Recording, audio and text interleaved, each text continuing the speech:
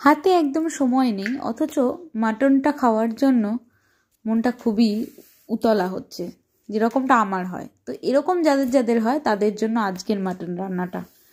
এই মাটন রান্নাটা একটু অন্যরকম, কিন্তু বিশ্বাস করবেন না, জাস্ট মাত্র 9 মিনিট একদম mutton curry ready to serve. খেতেও অনবদ্য হয়। তো দেখে নিন কিভাবে রান্নাটা করা যায়। প্রেসার কুকারের মধ্যে মাটনটা আর বড় বড় গোটা আলু এই দুটোই ভালো করে ধুয়ে ছাড়িয়ে সুন্দরভাবে পরিষ্কার করে অল্প একটু নুন দিয়ে সিদ্ধ করতে দিতে হবে। এই সিদ্ধর সময় আপনারা কম করে 4টে সিটি দেবেন। যখনই মাটনটা সিদ্ধ করব তখন কিন্তু মাটনের যে স্টকটা পাবো সেটাও কিন্তু আবার আমরা গ্রেভিতেও ইউজ করব। তাই জলটা কিন্তু সবসময় একটু পরিমাণ মতো দেব, মেপে দেব, ঠিকঠাক দেব। প্রেসারের ঢাকনাটা এবার আমি সেট করে নেব।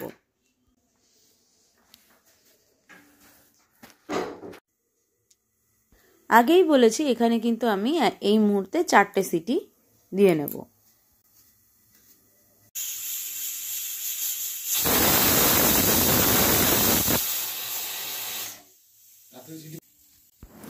এখানে একটু আলাদাভাবে টক দই নিয়ে নেব, একটু বেশি করে এখানে টক দইটা নিতে হবে। টক দইয়ের পরিমাণটা অন্যান্য মাটন কারির থেকে এখানে আরেকটু বেশি নেব, মানে এই ধরুন 2 টেবিল স্পুন মতো।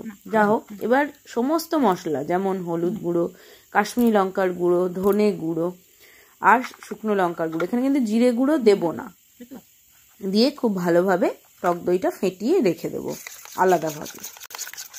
সাথে দিয়ে দেব একটু মিট মশলাও, সেটা যে কোনো ব্র্যান্ডের হতে পারে। আমি এখানে সানরাইজের ইউজ করেছি, কিন্তু এখানে কোনো ব্র্যান্ড প্রমোট করছি না, এটা আমরা ইউজ করি তাই দিলাম। দেখতেই পাচ্ছেন মাটন আর আলুটা সিদ্ধ হয়ে গেছে। এবার আমি স্টকটা আলাদা করব আর আলুটা আর মাটনটাও আলাদা করে ছেঁকে তুলে রাখবো।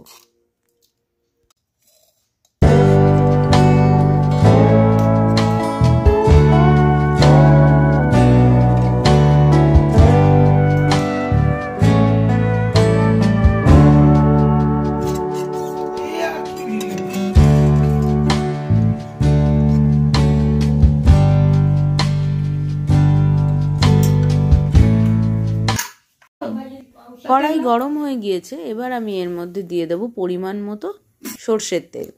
সর্ষের তেল ছাড়া মাটন কারি ইজ ইম্পসিবল।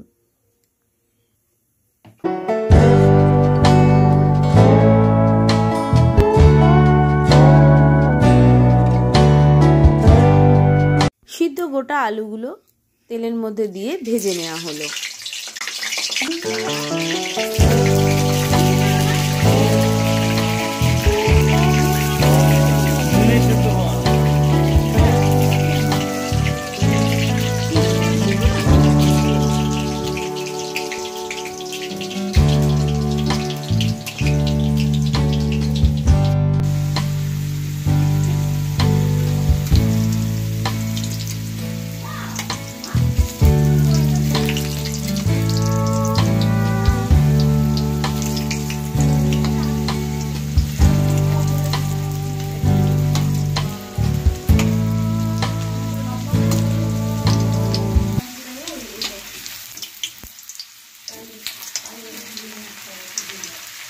আলুগুলো কিন্তু এরকম সুন্দর লাল করে ভেজে নিতে হবে।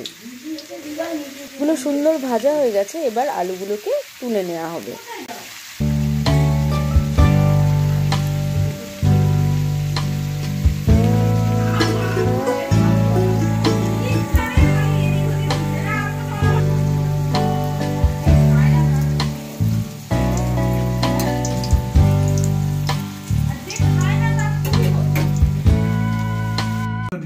এবার কড়াইয়ে তেলের মধ্যে দিয়ে দেওয়া হলো গোটা গরম মশলা। এর মধ্যে গরম মশলার মধ্যে আছে সাদা এলাচ আর একটা বড় কালো এলাচ আর দারচিনি আর লবঙ্গ, এছাড়া আর কিছুই নয়। তেলের মধ্যে গরম মশলার ফ্লেভারটা মিশে গেলে এর মধ্যে দিয়ে দেওয়া হবে আগে থেকে কুচিয়ে রাখা পেঁয়াজগুলো।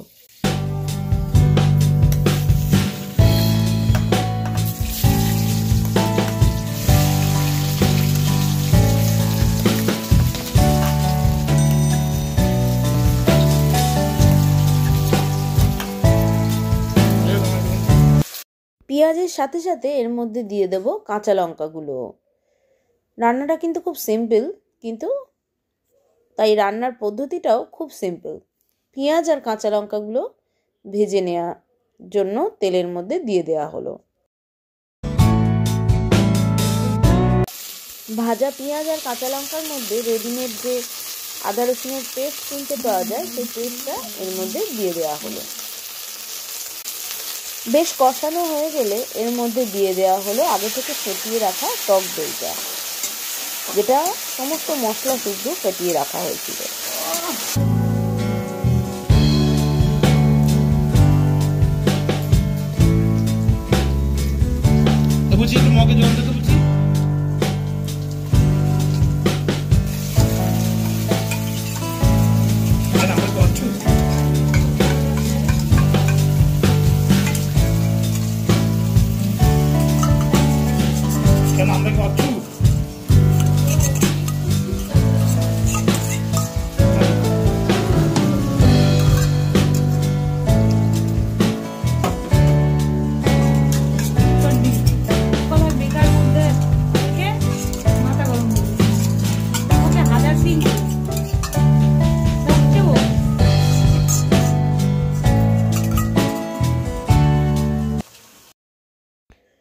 এবার এই মশলাটার মধ্যেই দিয়ে দেব আমি আগে থেকে সিদ্ধ করে রাখা মাটনটা।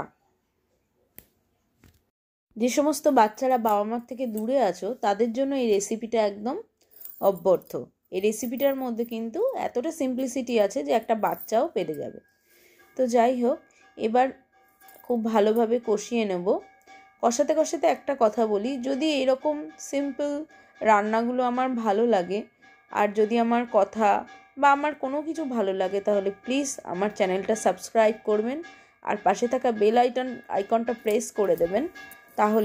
তাহলে সঠিক সময়ে আপনাদের কাছে নিত্য নতুন রান্নাগুলো পৌঁছে যাবে। ধন্যবাদ।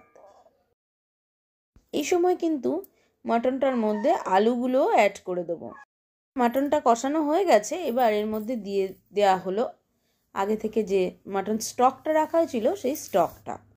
মাত্র কয়েক মিনিটের ব্যবধানেই তৈরি হয়ে যাবে আপনাদের হাতের সামনে একটা সুস্বাদু মাটন রেসিপি। পুরো স্টকটা আর মাটনটা মিশে গেলেই এর মধ্যে একটু ঘি আর গরম মশলা দিয়ে গরম ভাতের সাথে পরিবেশন করুন।